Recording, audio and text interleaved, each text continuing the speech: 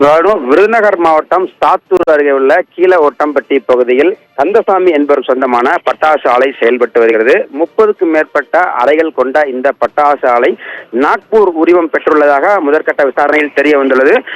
இந்த நிலையில் இந்த தொழிலாளர்கள் வழக்கம் போல் பணியில் ஈடுபட முயற்சித்த போது மருந்து கலவையில் ஏற்பட்ட உராய்வின் காரணமாக வெடி விபத்து ஏற்பட்டு தீபாவளிக்கு விற்பனைக்காக வைக்கப்பட்டிருந்த பட்டாசு உற்பத்தி தயார் நிலை வைக்கப்பட்டிருந்த இருப்பு அறையில் வெடி விபத்து என்பது ஏற்பட்டு தொடர்ந்து 3 மணி நேரத்திற்கு மேலாக தொடர்ந்து வெடித்துக் கொண்டே இருப்பதன் காரணமாக மீட்பு பணியில் தற்போது தொய்வு என்பது ஏற்பட்டுள்ளது. குறிப்பாக சிவகாசி, சாத்தூர், வெம்பக்கோட்டை என 3 தீயணைப்பு வாகனங்கள் வரவழைக்கப்பட்டு தீயணைப்பு வீரர்கள் 10க்கும் மேற்பட்ட ஆம்புலன்ஸ்கள் தயார் நிலையில் இருந்த போதிலும் மீட்பு பணியில் தொடர முடியாத நிலையில் தற்போது தொடர்ந்து வருகிறது.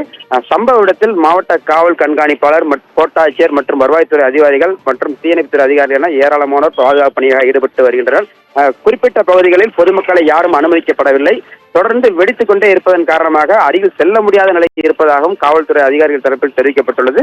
இந்த சம்பவம் அப்பகுதியில் பெரும் பரபரப்புடனே காணப்படுகிறது. குறிப்பாக இந்த வெடிச்சத்தம் 15 கிலோமீட்டர் வரை சுற்றளவில் வெம்பக்கோட்டை, சாத்தூர், 7000 பனை என ஒரு 15 கிலோமீட்டர் சுற்றளவுகளை வெடிச்சத்தம் அதிகமாக கேட்டுக்கொண்டே இருப்பதால் பொதுமக்கள் மிகுந்த அச்சத்துடனே காணப்படுகின்றனர். அந்த இடத்தில் பாதுகாப்பு பலப்படுத்தப்பட்டுள்ளது.